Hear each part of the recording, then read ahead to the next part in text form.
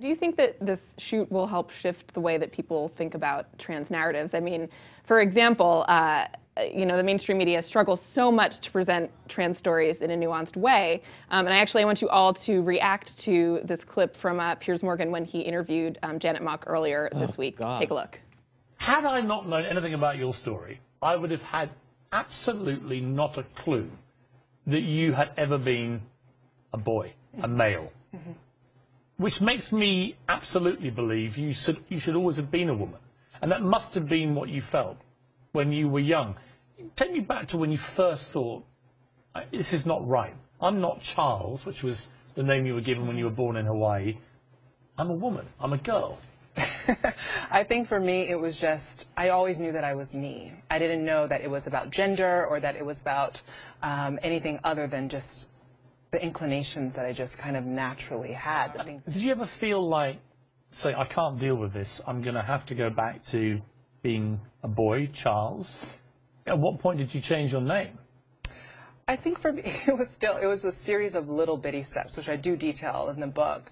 But for me, there was never any turning back. I mean, what do you think? That I'm a writer, so I'm all over the blog scene. So when this came out, that's the first time I've actually sat and watched the interview, just because reading the transcripts made my skin crawl.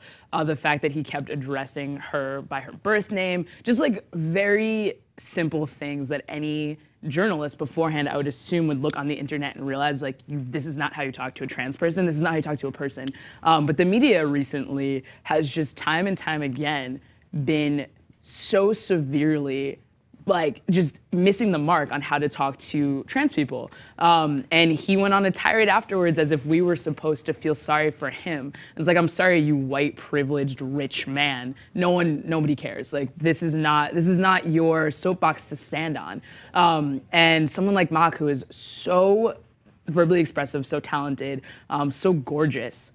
Yes. She really handled it so well, and it's great that young trans kids have models like that to look up to and realize, you know, just because someone is mainstream like Pierce is, it doesn't mean that his voice is correct. And I hope that everyone that watched that at least realizes that she came out the winner. I would hope so.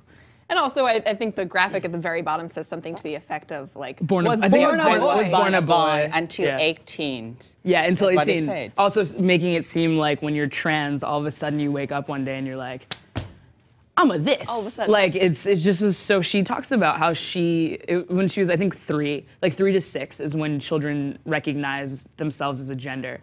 And that's obviously when she did. And the fact that he was like, you know, when you were an 18-year-old boy, it's like, dude, you're a journalist. You get paid to do this.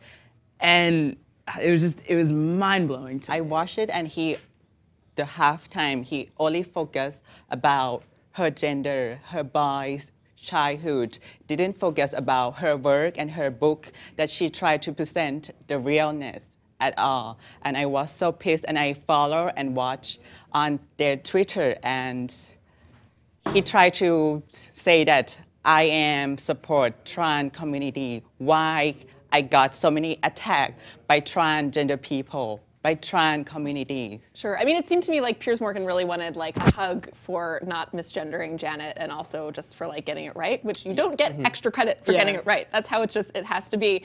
Sawyer, I'm curious if you think that the media will evolve to kind of understand trans narratives as being assigned a sex at birth, and, you know, having a lived gender experience rather than one day just, like, waking up and deciding or feeling that you are one gender as opposed to another. Of course, I would hope that, you know, they would, I mean, understand, like, what being transgender actually is. It's not just going from, like, literally just, like, one thing to another, like Ryley said, just like, bam, I'm now male. It's, you know, a feeling, it's like your brain and how you feel, not just like your body. And I would hope that one day they would understand that. And actually, to go back to the Janet Mock, when they did the follow-up interview, the one thing that struck me, or like many things struck me, but one thing that actually really stood out was Janet was trying to say, like, pay attention to trans women of color, and, you know, listen to our voices and how we want to be referred to, and Pierce the entire time was just talking over her. it's like literally, it was just like back and Yeah, it was like watching. On the It was like watching television. someone get bullied. yeah. So as she's saying like, listen to us, he's just like not listening.